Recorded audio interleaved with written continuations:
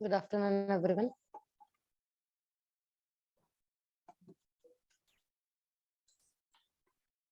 Am I audible? Yes, ma'am. Okay. So बघा आतापर्यंत 5 experiment झाले होते. सो 6, 7, 8 हे स्किप करून आपण 9th एक्सपेरिमेंट घेतोय. Okay, single tuned amplifier. I think so total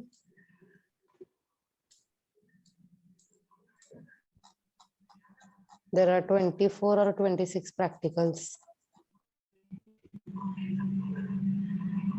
हाँ 27 प्रॅक्टिकल्स आहेत टोटल, त्यातले 12 कंपल्सरी आहेत.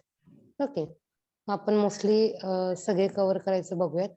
ओके, सो 6, 7, 8 आपण स्किप करून आपण डायरेक्टली 9th प्रॅक्टिकल घेतोय.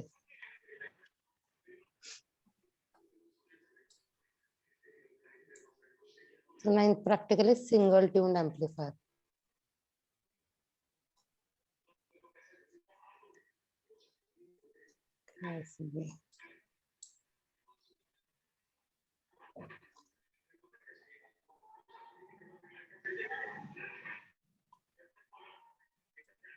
कुणाचं माईक चालू आहे त्यांनी बंद करा.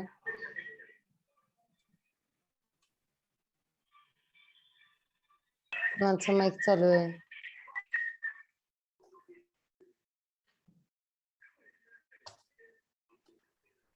साक्षीमुळे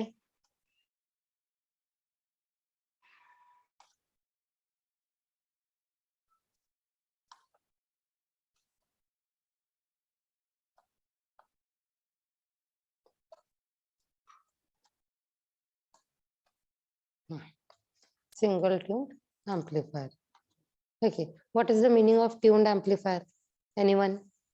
आता आपला सगळा सिलेबस संपला. आता तुम्हाला ट्यून्ड एम्प्लीफायर म्हणजे काय सांगता आलं पाहिजे. व्हॉट इज एम्प्लीफायर सांगा मला. What is meant by amplifier? शांत बसू नका. या सब्जेक्टला एक्सटर्नल ओरल आहे.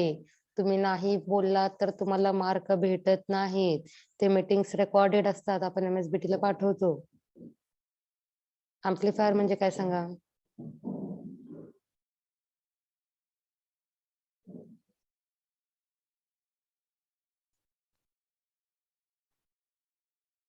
सो एम्प्लीफायर इज सिग्नलची स्ट्रेंथ इन्क्रीज करणारे electronic device.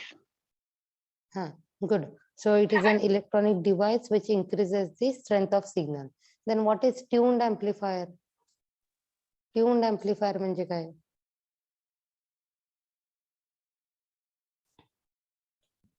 So in amplifier circuit to load, when we are connecting LC tank circuit, at that time that amplifier is called as tuned amplifier. म्हणजे amplifier circuitry मध्ये जेव्हा लोडला आपण resonant circuit connect करतो तेव्हा त्या सर्किटरीला आपण ट्यून्ड एम्प्लीफायर असं म्हणतो. ओके, मग त्या रेझोनंट सर्किट काय कनेक्ट करायचं. So why there is a need to connect that resonant circuit? Because we are able to select the required frequency. Okay, so amplifier काय करतो, सगळे फ्रिक्वेन्सी एम्प्लीफाय करतो. पण ट्यून्ड एम्प्लीफायर काय करतं, फक्त सिलेक्टेड फ्रिक्वेन्सीज तो काय करतो, एम्प्लीफाय करतो. Therefore we have a choice to select our desired frequency and that selected frequency can only be amplified. Okay, and single tuned amplifier म्हणजे काय, एकच फ्रिक्वेन्सी आपण एम्प्लीफाय करू शकतो, त्याला आपण काय म्हणतो, सिंगल ट्यून्ड एम्प्लीफायर.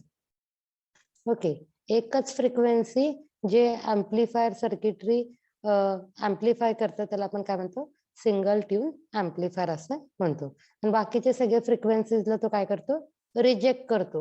सो एकच फ्रिक्वेन्सी एम्प्लीफाय करतो म्हणजे एकाच ठराविक फ्रिक्वेन्सीला म्हणजे रेझोनंट फ्रिक्वेन्सीला तुम्हाला हायेस्ट आउटपुट भेटेल आणि बाकीच्या फ्रिक्वेन्सीजला तुम्हाला कमी कमी आउटपुट भेटत जातं. ओके, हे आता सांगितलं. मिनिमम बॅकग्राऊंड काय आहे ते आता तुम्हाला सांगितलं की डिझायर्ड फ्रिक्वेन्सी सिलेक्ट करता आली पाहिजे आणि ती एम्प्लीफाय करता आली पाहिजे. ते म्हणजे आपलं ट्यून एम्प्लीफायरचं सर्किट. सो पर्टिक्युलर फ्रिक्वेन्सी फक्त तो काय करतो, सिलेक्ट करतो आणि बाकीच्या फ्रिक्वेन्सीजला तो रिजेक्ट करतो. ओके, आता this is the circuit diagram for tuned single tuned amplifier. Okay, so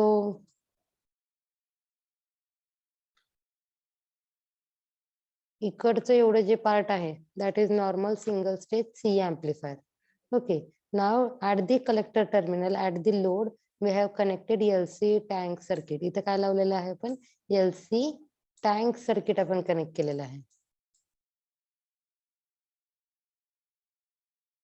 And that LC tank circuit is nothing but resonant circuit. Okay, now that resonant frequency is given by FR is equal to 1 upon 2 pi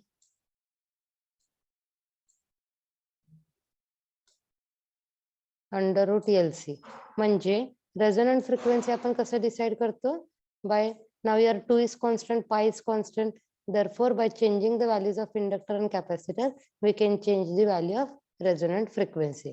म्हणजे resonant frequency कोण select करताय तर LC tank circuit select करते म्हणजे आपलं resonant circuit select करते म्हणजे components inductor and capacitors frequency decide करतात. So for that resonant frequency you will get maximum output. इथं आपण बघू शकतो max output कुठं आहे that is FR ला. So FR जिथं आहे तिथं तुम्हाला मॅक्झिमम आउटपुट भेटणार आहे that is AV max आणि त्याच्या सराउंडिंग फ्रिक्वेन्सीज ला. So here the frequencies are decreasing and here the frequencies are increasing. इथे काय होतं तुम्हाला कमी कमी आउटपुट भेटत जाते. ओके, सो याच्यासाठी काय काय लागणार आहे बघा आपल्याला. सो ऑसिलोस्कोप लागणार आहे, त्याच्यानंतर VCC लागणार आहे power supply, transistor BC107, resistors, capacitors, inductor. Okay, आपण हे मल्टीमीटर वरती करूयात. ओके, सो बघा पहिले लागणार आहे ट्रान्झिस्टर आणि 1 2 3 3 resistor, 1 2 3 4 capacitor. Okay, so 1 transistor, 3 resistor आणि 4 कॅपॅसिटर. सो हे मल्टीसिम ची स्क्रीन आहे. सो प्लेस म्हणा तुम्हाला इकडून सुद्धा प्लेस करता येतं किंवा डायरेक्टली प्लेस म्हणून वरती ऑप्शन आहे तिथून सुद्धा तुम्ही करू शकता. So place components. सो पहिले काय करायचं आपल्याला ट्रान्झिस्टर. सो ट्रान्झिस्टर मध्ये जाऊ, ट्रान्झिस्टर. ओके, सो इथे डायरेक्टली BC107 टाइप केलेलंच आहे. सो सिलेक्ट करा. Okay, centre. ओके, आता काय घ्यायचं आपल्याला रेजिस्टर्स घ्यायचे आहेत. सो किती रेजिस्टर्स घ्यायचे आहेत. सो रेजिस्टर्स आपण कुठून सिलेक्ट करणार, बेसिक मधून सिलेक्ट करणार. So basics then resistor. So we will change the value afterwards. आपल्याला आता फक्त 3 रेजिस्टर्स घ्यायचे. So R1, R2 and RE. Okay, resistor घेऊन झाले. आता आपल्याला काय घ्यायचंय कॅपॅसिटर. सो 4 कॅपॅसिटर्स घ्यायचे आहेत. एक आहे इनपुट कॅपॅसिटर C in, त्याच्यानंतर एक आउटपुट कॅपॅसिटर C out, त्याच्यानंतर third capacitor is the emitter capacitor आणि फोर्थ कॅपॅसिटर हे आपलं LC टँक सर्किट मधला कॅपॅसिटर. ओके, त्याच्यानंतर आपल्याला काय घ्यायचंय एक इंडक्टर. सो एक इंडक्टर घेतलं. ओके, आता हे क्लोज करूया आणि बाकीचे सगळे पॅरामीटर्स उभे करूया. सो बघा मी कंट्रोल बटन यूज करतेय आणि सिलेक्ट करतेय. सो कंट्रोल बटन प्रेस करा आणि जेवढे तुम्हाला कंपोनेंट्स पाहिजे ते सिलेक्ट करा. ओके, त्याच्यानंतर ना राईट क्लिक करा आणि रोटेट 90 डिग्री. ओके, तुमच्या स्क्रीनवर दिसत नसेल तर तुम्ही झूम करून बघा. सो 90 डिग्री केल्यानंतर ना हे काय झाले व्हर्टिकल झाले.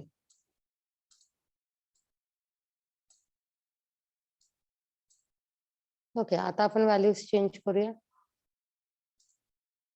R1 किती आहे 68 किलो ओहम आहे. R2 12 किलो ओहम आहे. R1 68K आहे. सो इथं बघा त्याच्यावर डबल क्लिक केल्यावर त्याचं टॅब ओपन होते 68K. ओके, त्याच्यानंतर ना R2 12K. So R2 is 12K. Okay, after that RE is 100 ohm. RE हे 100 आहे, 100 ओहम. ओके, नाव बदलायचे असतील तर तुम्ही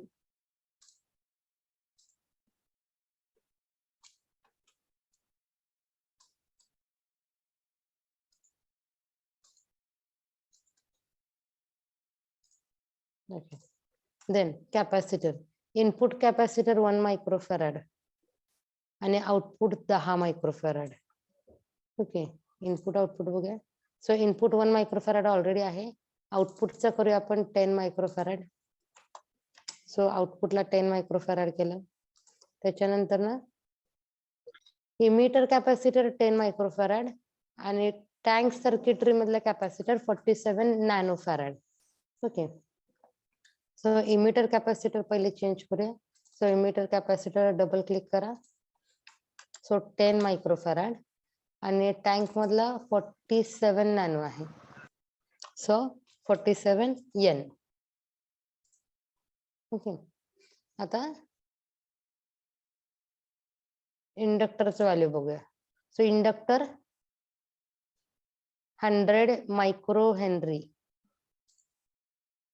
सो इंडक्टर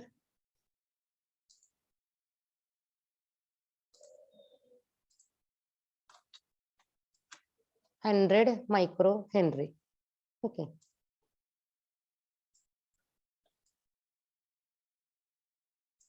जवळ घेऊया थोडस.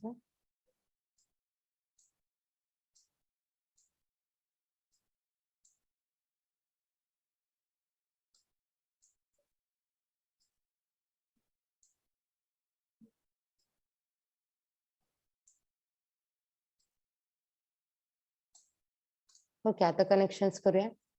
आता आपल्याला काय लागणार आहे, अजून एक VCC, एक ग्राउंड आणि जो सिग्नल आपल्याला अँप्लिफाय करायचा आहे म्हणजे हे input signal AC signal source हे सिलेक्ट करायचं आहे. सो प्लेस म्हणा, प्लेस.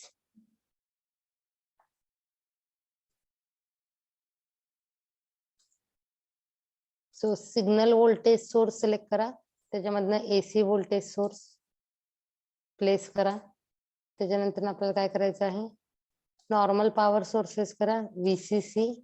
सो VCC सिलेक्ट करायचं वरती. त्याच्यानंतर आपल्याला काय करायचं आहे, ग्राउंड.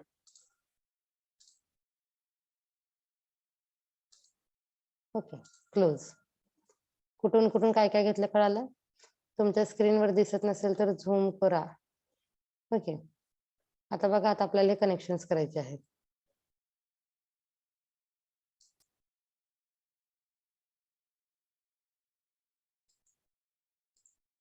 सो रेड कलरचं लाईन दिसलं म्हणजे आपलं कनेक्शन झालेलं आहे व्यवस्थित. जोपर्यंत तुम्हाला रेड कलरची लाईन दिसत नाही तोपर्यंत connection is not set up.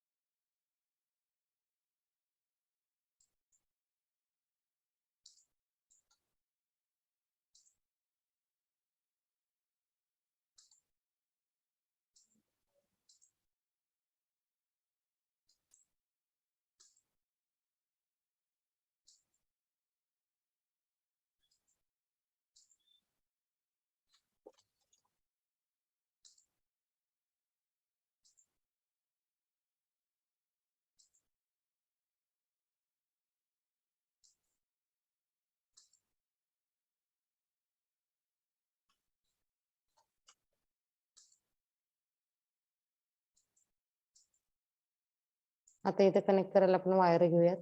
So place on schematic केलं, वायर घेतली. परत एकदा राईट क्लिक करा, प्लेस ऑन स्कीमॅटिक, वायर.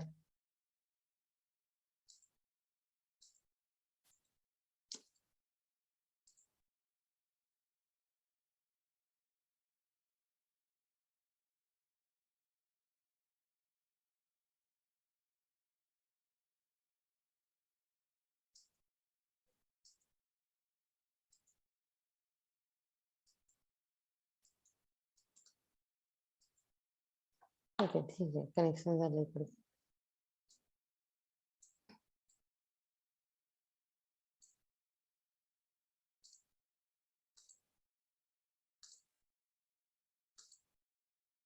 जसं आपल्या मॅन्युअल मध्ये आहे तसं सर्किट कनेक्ट करा. पुन्हा काही अडचण असेल तर विचारा.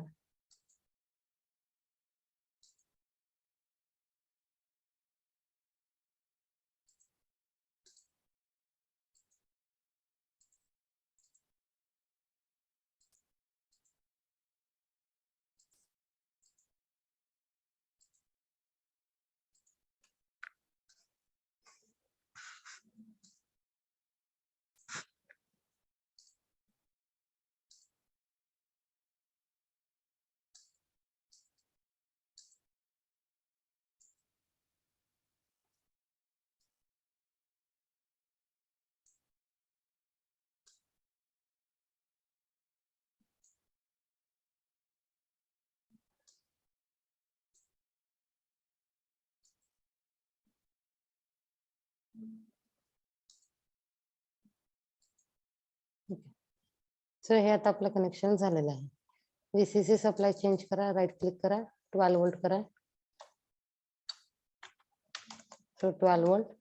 त्याच्यानंतर ना इकडचं पीक टू पीक व्होल्टेज आपल्याला चेंज करायचं आहे. So right click, 10 volt peak to peak आणि फ्रिक्वेन्सी 10 किलोहर्ट्ज. ओके, सिलेक्ट केले. ओके, आता आपल्याला आउटपुट बघण्यासाठी आपल्याला काय करायचं आहे, आपल्याला ऑसिलोस्कोप कनेक्ट करायचं आहे. सो ऑसिलोस्कोप,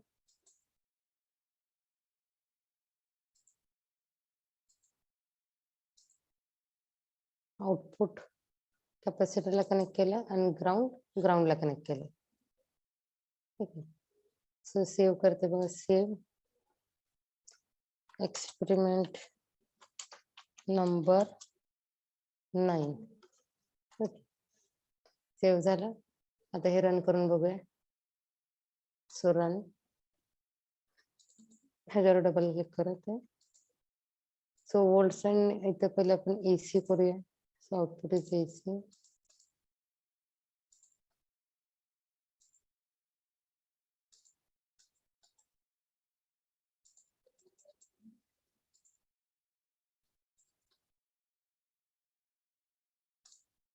ओके, इथं आपल्याला आउटपुट दिसतंय. ओके, ॲज वेल इथं चॅनल A जे आहे, चॅनल A 68.042 मिली वोल्ट, इथं आपल्याला आउटपुट दिसतंय. Okay, now to see the actual output we will connect Bode plotter. So simulation stop करा. सो राईट साइडला बघा 1 2 3 4 5 6 नंबरवरती बोर्डे प्लॉटर आहे बघा. तो बोर्डे प्लॉटर घ्या, सिलेक्ट करा, प्लेस करा इथं. सो इनपुट, सो इथं 2 नाव आहेत बघा. IN is the input, out is the output. So इनपुटला आपण इनपुट सप्लाय कनेक्ट करणार, जे की इथं आपल्या सप्लायचं आहे. आणि आउटपुटला ग्राउंड, इथे ग्राउंड कनेक्ट करा. सॉरी, ग्राउंडचं कनेक्शन. आउटपुटचा अगेन पॉझिटिव्ह आपण कुणाला कनेक्ट करणार, कॅपॅसिटरला. ओके, आणि आउटचं ground is again connected to ground. Okay, so आउटपुटचं वायर चेंज करूया आपण, कलर चेंज करूया.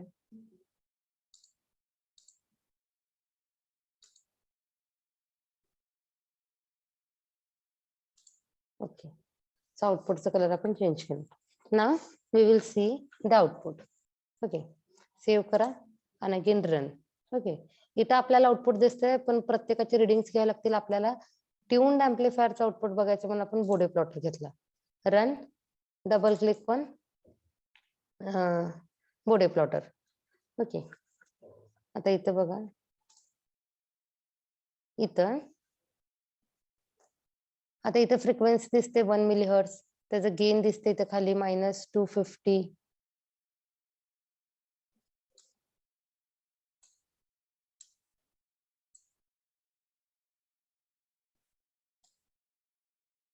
दिसते का तुम्हाला? इथं खाली रिडिंग्स आहेत बघा.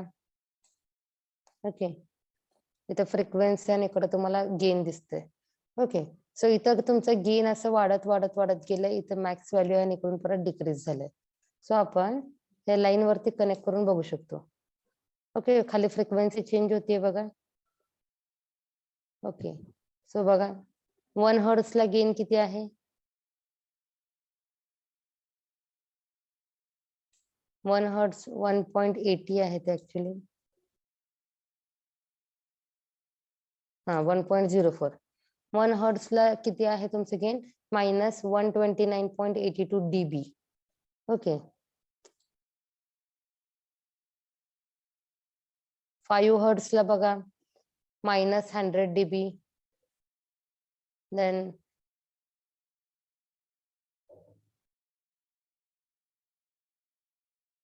आपण बघूया मॅक्स आउटपुट कुठे येते.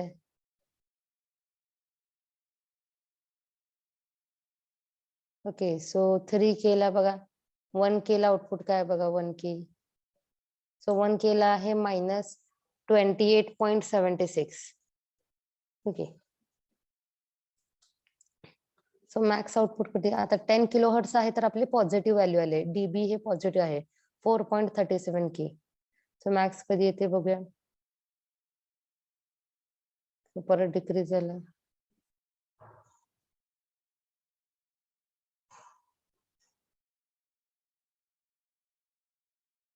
$83. I will note down. तुम्ही पण लिहून घ्या कुठेतरी. 83K ला तुमचं 33.63 dB आहे. ओके, त्याच्या पुढे मागे अजून आपण बघूया. 60 ला 29.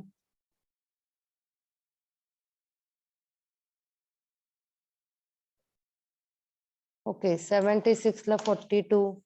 सो 736 ला 42.660 dB आहे. ओके, अजून आपण वारी करूया. म्हणजे आपला 83 ला 33 आहे तर 76 ला अजून जास्त आहे. 71 ला 45 आहे. ओके,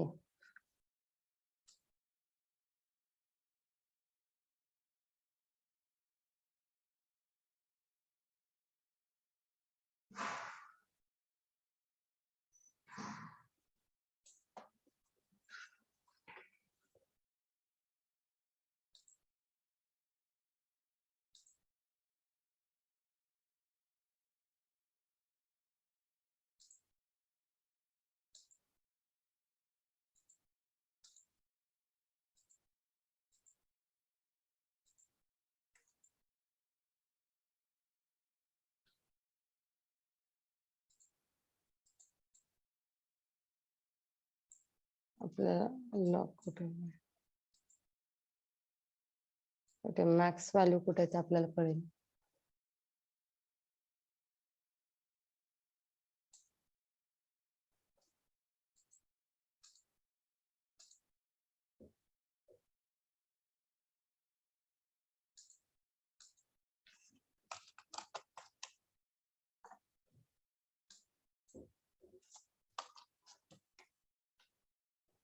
ओके,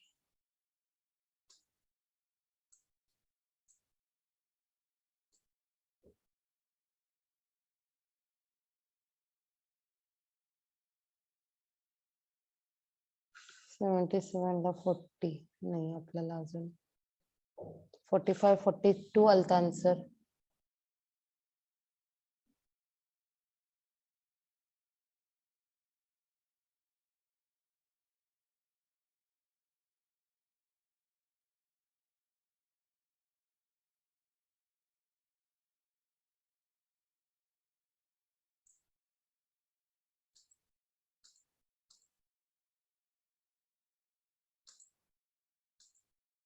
ओके, इथं बघा आपल्याला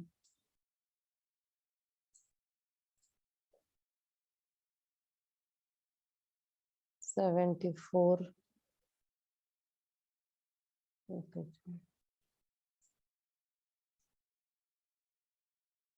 71 ला 50 आहे बघा. 50 dB आहे.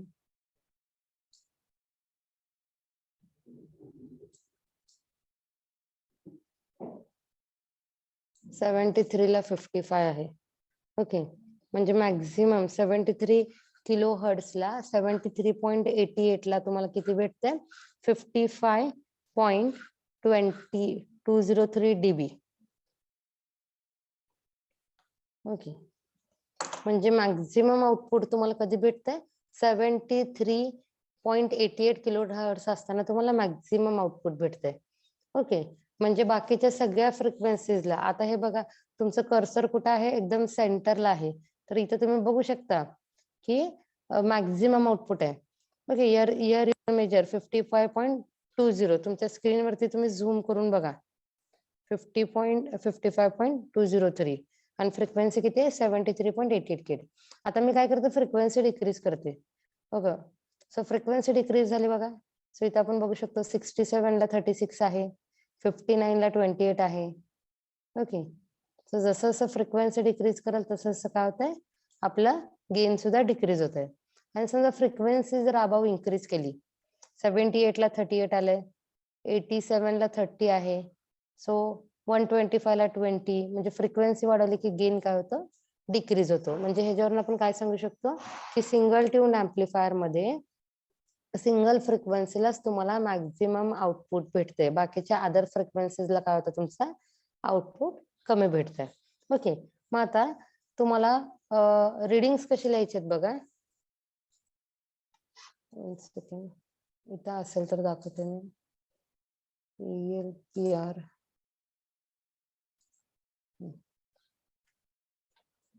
मी जर केलं तर मी करून दाखवते, किंवा तुम्ही स्वतः रन केला तर तुम्ही त्याचे रिडिंग्स लिहा.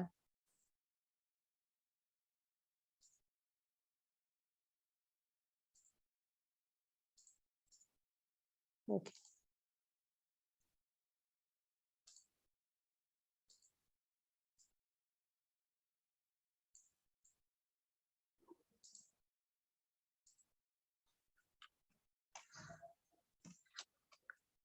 ओके, आता हे कुठलं आहे? एक्सपेरिमेंट नंबर 9 आहे.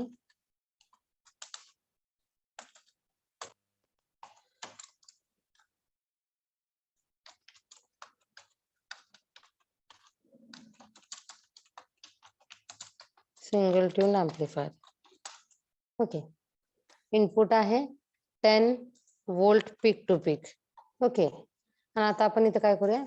फ्रिक्वेन्सी चेंज करूया आणि आउटपुट व्होल्टेज न बघता डायरेक्टली आपण काय करतोय? गेन बघतोय. त्यामुळे तुमचं गेन इन डीबी बघतोय. त्यामुळे तुम्ही काय करा? रिव्हर्स इंजिनिअरिंग थ्रू हे बाकीचे व्हॅल्यूज फाइंड आउट करा. ओके, सो मी आता तुम्हाला हे झाल्यानंतर ना हे टेबल प्रोव्हाइड करते.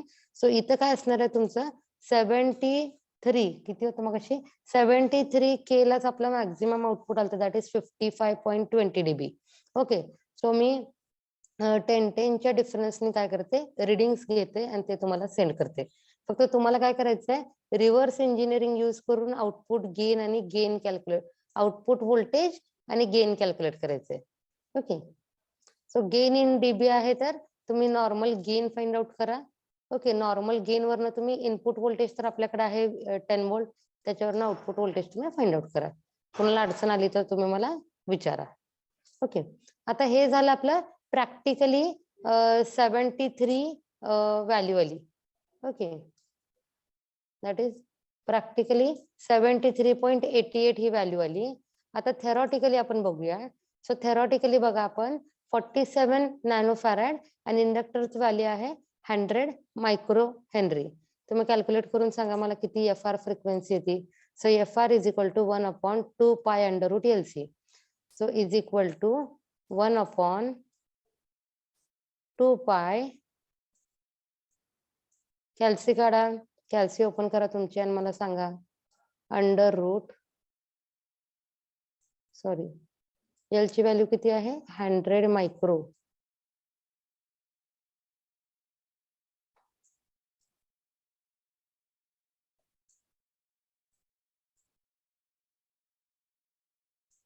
आणि कॅपॅसिटर ची किती आहे? 47 नॅनो. किती येते? सॉल्व्ह करून सांगा मला.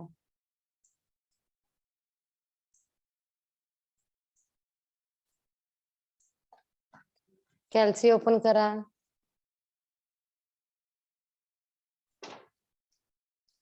बनसोडे शिवानी, पवार गौरी, सोहम, शुभम मोत्री, शिर्के, अद्वैत गौसाने, यश शिंदे. कॅल्सी ओपन करा, सॉल्व करून सांगा मला किती येते. संकेत कुंभार, उत्पात, पवार स्वप्नाली, अवंतिका कदम. जेवढ्यांची नावं घेतलेत त्यांनी लवकर सॉल्व करून सांगा. बाकीचे सॉल्व करा. त्यांच्या आधी तुमचा आन्सर आलं तर मला सांगा की काय आन्सर येते. कस्तुरे सुमित. 2350 मॅम. 2305. हा. नाही, रॉंग येते. रॉंग आन्सर येते.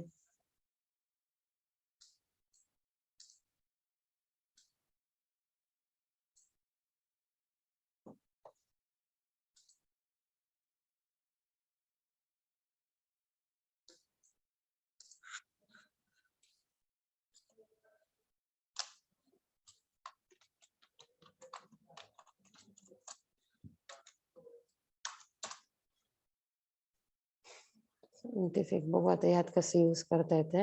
सो आपल्याला काय करायचंय, 1/2 पाय 100 मायक्रो इंटू 40 सेंटी. सो पहिले काय करूया, 100 इंटू 10 रेस टू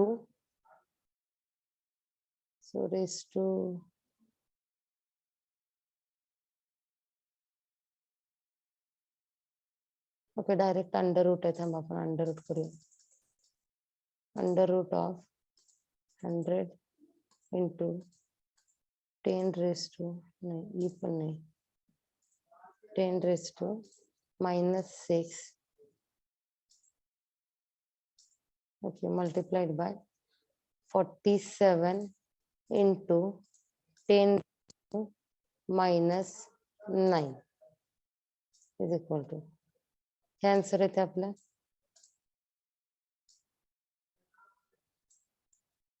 कॉपी. ह्याला करूया multiply by 2 pi, multiply by 2 into 5 is equal to. आणि ह्या आन्सरला काय करूया, डिवाइड बाय करूया. Copy 1 divide by control V.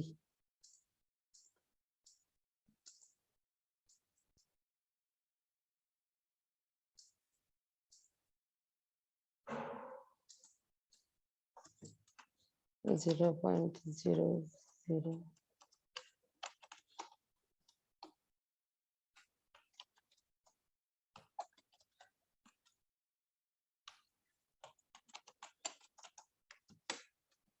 Okay. So answer बघा, 73412.700. ओके, आता इथं ना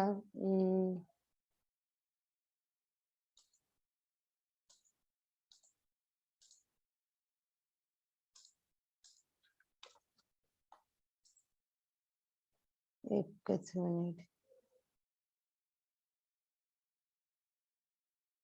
सो ह्याला जर 3 डिजिटने इकडे शिफ्ट केलं तर किती येतं बघा, 73.412 के येते इंटू 10 रेस टू 3.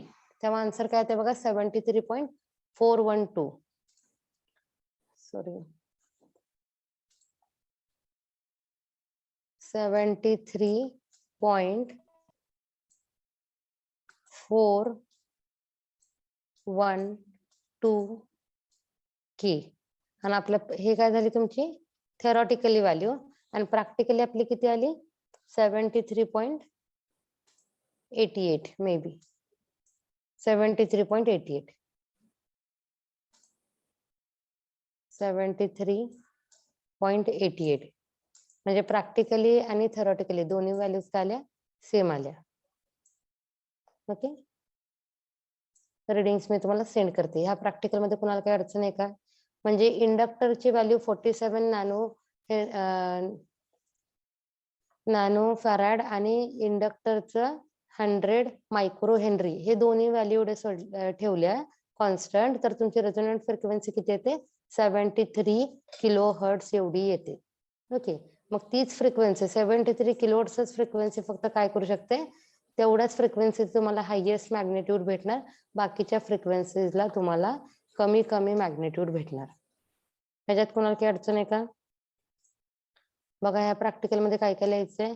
इनिशियली तुम्हाला टायटल लिहायचंय, टायटल ऑफ एक्सपेरिमेंट. त्याच्यानंतर ना देन डायग्राम, त्याच्यानंतर ना रिसोर्सेस रिक्वायर्ड, त्याच्यानंतर ना मग आपलं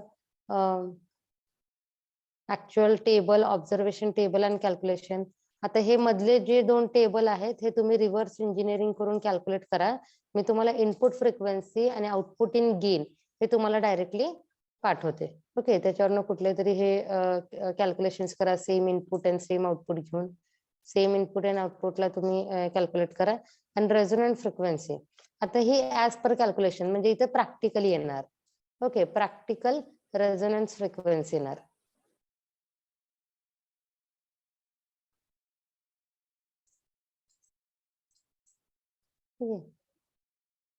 आता इथे दोन विचारले, थेरॉटिकली प्रॅक्टिकल फ्रिक्वेन्सी आणि प्रॅक्टिकली रेझोनन्स फ्रिक्वेन्सी. थेरॉटिकली किती आली? 73.412 किलोहर्ट्ज.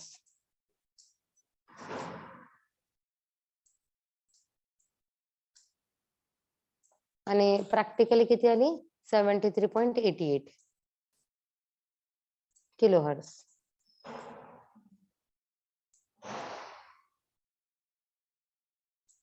ओके, त्याच्यानंतर तुम्ही कंक्लुजन लिहा आणि त्याच्यानंतर क्वेश्चन आन्सर्स. ओके, सो इथे 3च आहेत. अजून 2 क्वेश्चन्स तुम्ही ऍड करा. What is tuned amplifier, Y there is a need of tuned amplifier, हे क्वेश्चन लिहा. आणि अजून एक क्वेश्चन लिहा, draw and explain series resonant circuit. Okay, 5 question लिहायचे आहेत ह्याच्या खाली. सो ऑलरेडी इथं 3 क्वेश्चन्स दिलेले आहेत. दुसरे 2 क्वेश्चन्स काय आहेत तर 4th क्वेश्चन आहे defined tuned amplifier and state what there is a need for tuned amplifier. Okay, आणि 5वा क्वेश्चन काय? Draw and explain series resonant circuit. ह्याच्यामध्ये कोणाला काही अडचण आहे का?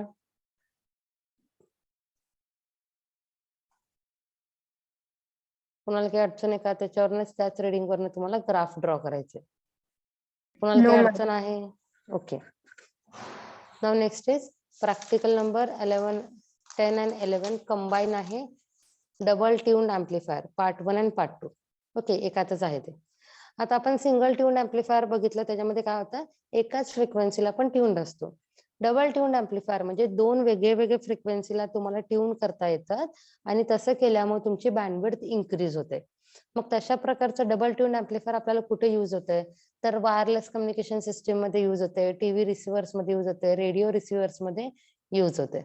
ओके, मग आता मी ह्याचं एक्सप्लेनेशन बघा. सो आपण कपलिंग्स बघितलं होतं बघा, loose coupling, tight coupling, critical coupling.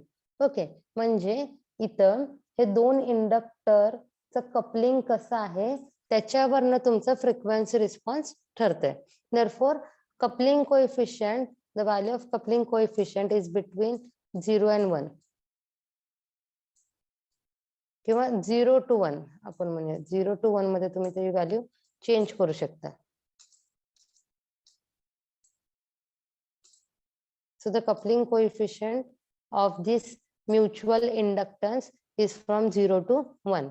जर ती व्हॅल्यू 0 असेल, at that time there is a loose coupling. 0 असेल तर दोन्ही इंडक्टर मध्ये काय आहे? लूज कपलिंग आहे. आणि जर के ची व्हॅल्यू 1 असेल तर इंडक्टर मधलं म्युच्युअली जे कपलिंग आहे ते कसं असणार आहे? टाईट कपलिंग असणार आहे.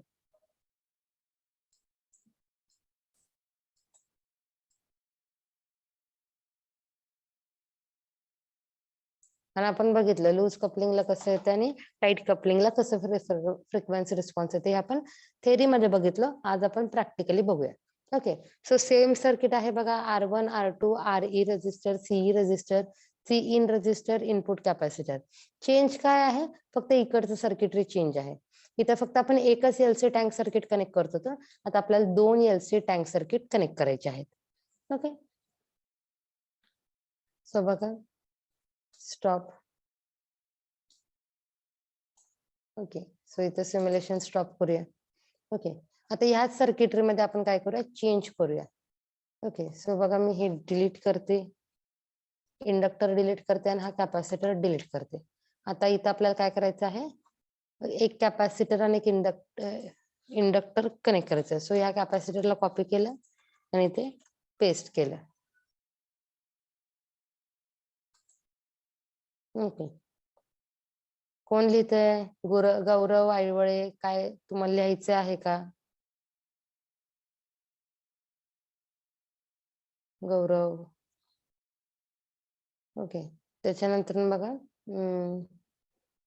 प्लेस करायचं आता आपल्याला इथं. सो प्लेस म्हणा कंपोनेंट्स. सो इथं सोर्सेस मध्ये जावा, इथं बेसिक्स मध्ये जावा, बेसिक्स मध्ये ट्रान्सफॉर्मर सिलेक्ट करा आणि ट्रान्सफॉर्मर मध्ये कपल्ड इंडक्टर सिलेक्ट करा. So coupled inductor and okay, आणि दोन्हीच्या मध्ये सिलेक्ट करा. ओके, आणि close.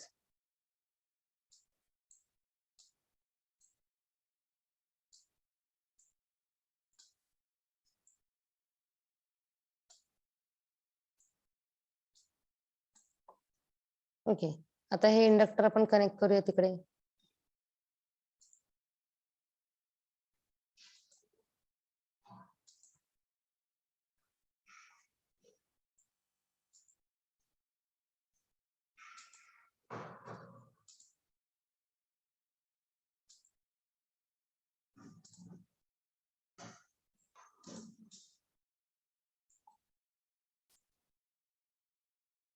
Place wire.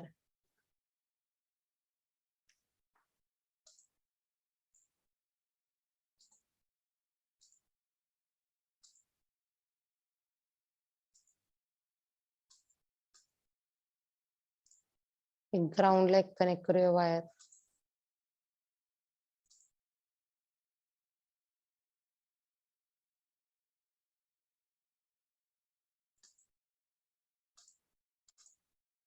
Okay, so आता आपण काय केलं बघा, एक इंडक्टर कनेक्ट केला.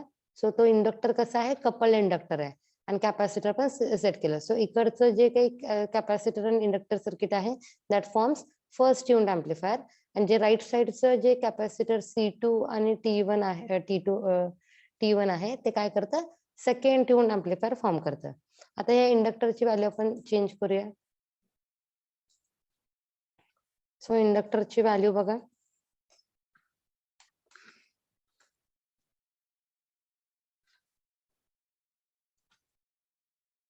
इंडक्टरचं व्हॅल्यू आपल्याला 100 मायक्रो हेनरी ठेवायचं आहे.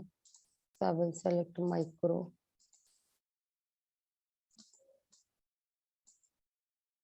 कॉपी.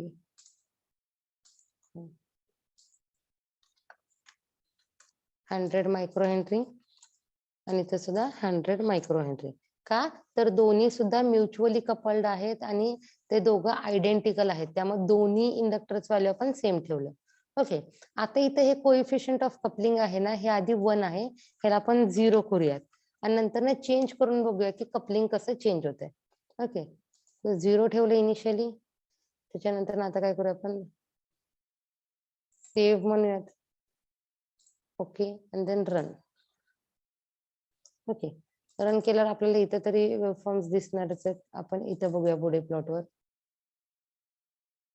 ओके, सो 0 ने 0.1 ठेवूयात. सो 0 ला काही दिसणार नाही, रनिंग स्टेट मध्ये आहे. So stop. 0.1 केलं, ओके, देन सेव्ह आणि अगेन रन. आता रन करताना बघूया, इथं तुम्हाला दिसतात बघा डॅम्प सिग्नल्स. ओके, तसेच आपण इथं बघूया बॉडी प्लॉटर मध्ये. ओके,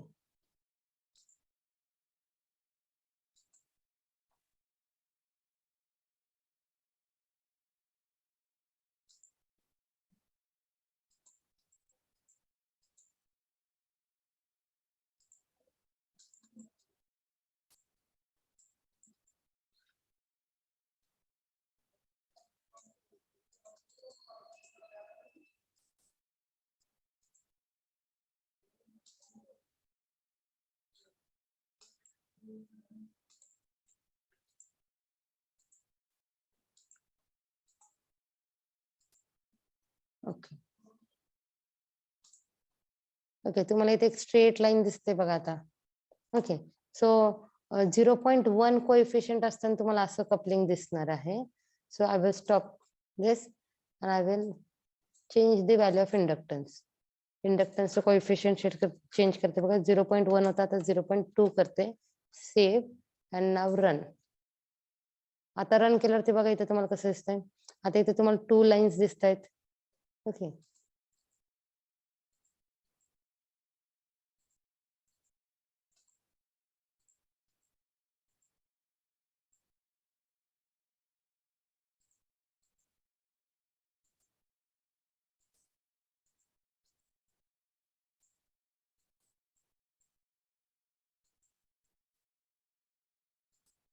हा इथे तुम्हाला दिसतात बघा 2 लाईन्स दिसत आहे, म्हणजे बँडविड्थ इन्क्रीज झाली. सो स्टॉप करूयात, परत एकदा व्हॅल्यू चेंज करूया. सो 0.12 आता 0.3 करूया. आता हे आधीचे ग्राफ आहे बघा. ओके, हे आधीचे ग्राफ आहे.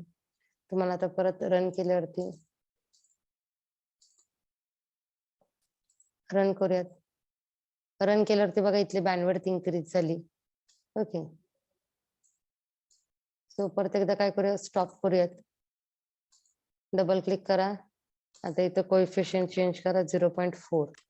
सेव्ह केलं, सेव्ह केलं आणि आता परत रन केलं. आता आधीची डायग्राम तुम्हाला ऑलरेडी स्क्रीनवर दिसते. मी रन केल्यावरती चेंज होणार, म्हणजे आपलं कपलिंग चेंज झालंय.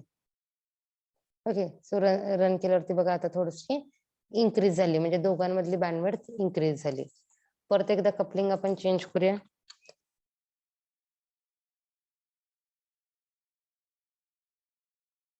सेव्ह केलं, आता परत रन केलं. सो रन केल्यावरती बघा परत तुम्हाला दोघांमधली बँडविड्थ इन्क्रीज झालेली दिसतीये. ओके, सो कपलिंग परत चेंज करा 0.6.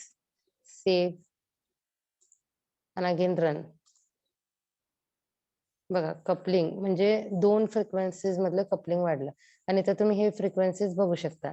ओके, हे लाइनर चेंज करून. सो बघा इथं पहिलं जे ट्यून्ड एम्प्लिफायर आहे त्याची max frequency 35, 49, 38, 49. So 49 is the max value. आणि ती कधी येते 58.62, म्हणजे 58 किलोहर्ट्जला तुमचं पहिलं ट्यून्ड एम्प्लिफायर ट्यून्ड आहे. आणि सेकंड ट्यून्ड एम्प्लिफायर बघा 44,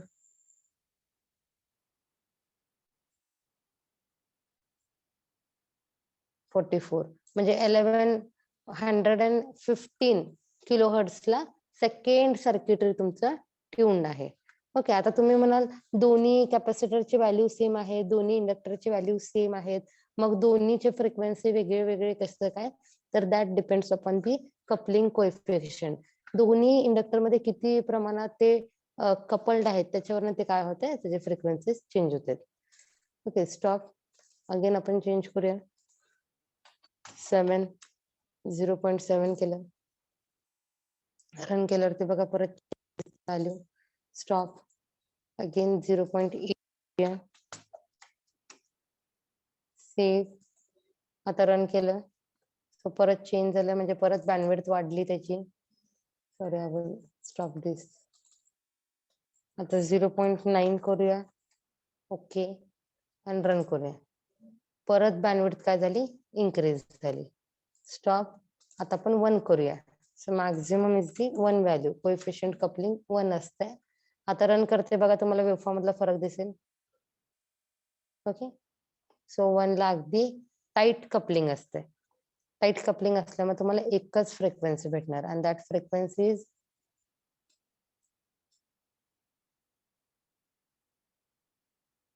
36, 51,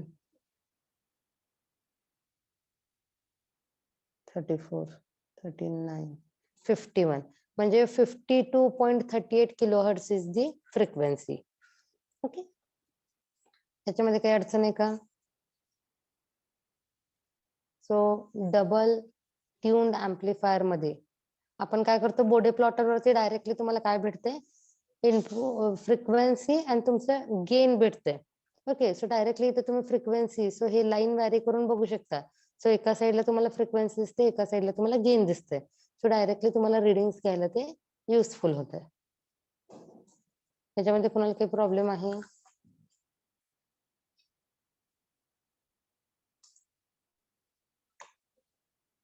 okay, so we will stop here today. आता याच्यामध्ये काय लिहायचंय बघा.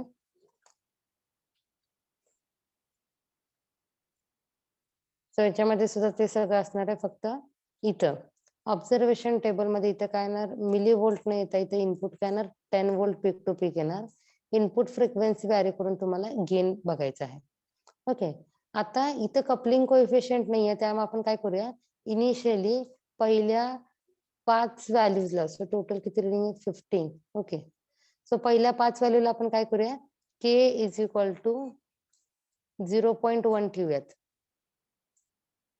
ओके, त्याच्यानंतर ना मधल्या 5 व्हॅल्यूजला म्हणजे 10 पर्यंत k इज इक्वल टू 0.5 ठेवूयात कपलिंग कोएफिशियंट.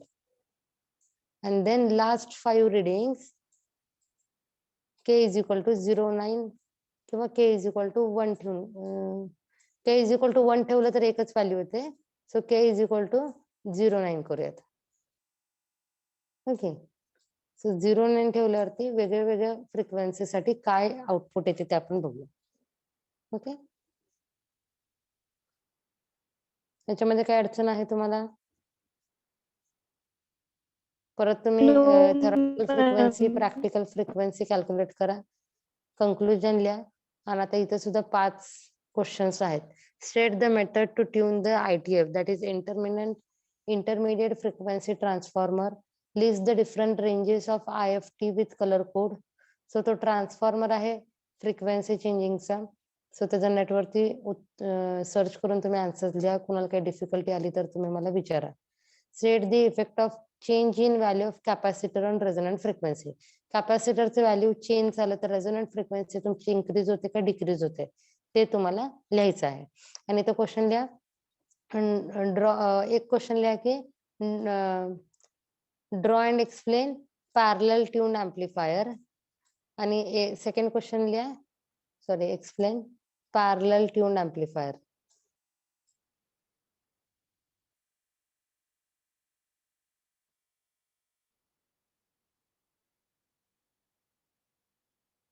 ओके, आणि लास्ट क्वेश्चन लिहा draw and explain staggered tune circuit. 5 questions तरी मिनिमम असले पाहिजेत तुमच्या नोटबुक मध्ये after experiment.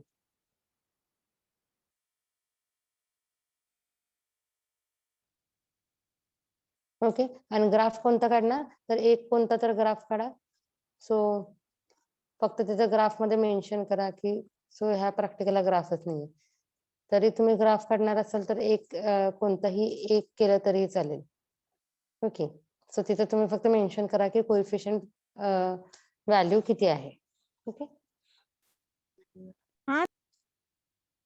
Okay, so will stop here today.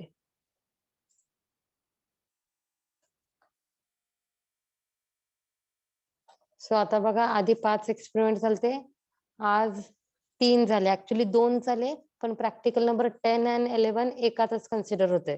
So त्याला 2 वेगळे वेगळे आहेत, प्रॅक्टिकल नंबर 10 आणि प्रॅक्टिकल नंबर 11, पार्ट 1 आणि पार्ट 2, पण रिडिंग्स तर एकच आहेत. त्यामुळं आज टोटल 3 झाले, म्हणजे असे टोटल आपले 5 आणि 3 8 एक्सपेरिमेंट झालेत. ओके, म्हणजे तुम्ही तुमच्या मॅन्युअल मध्ये लिहिताना डबल ट्यून एम्प्लिफायर एकदाच लिहिणार आहात, पण तिथं वरती नाव देताना काय देणार त्याला, practical number 10 and 11 double tune amplifier bracket मध्ये लिहायचं पार्ट. तुम्हाला दाखवते पार्ट 1 आणि part 2.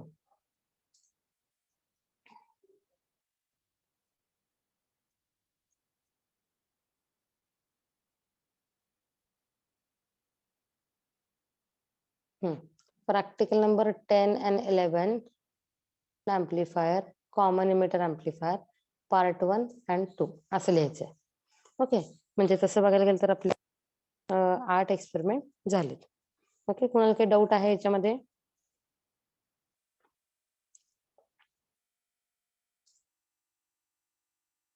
So we will stop here today. मी रिडिंग्स पाठवते थोड्याने ग्रुप वरती, तुम्ही तुमच्या मॅन्युअल मध्ये लिहायला, तुम्ही जे बुक केलंय त्याच्यामध्ये लिहायला चालू करा. कुणी लिहिलं नसेल तर आधीचे 5 एक्सपेरिमेंट लिहून काढा. एक्सपेरिमेंटच्या फर्स्ट पेजवर, म्हणजे जिथे तुम्ही experiment number 1, experiment number 2, experiment number 3 लिहिता, त्याच्यावरती तुमचं नाव आणि रोल नंबर पाहिजे मला कोपऱ्यात. ओके. आणि ते व्यवस्थित स्कॅन करून मग तुम्ही सेंड करा.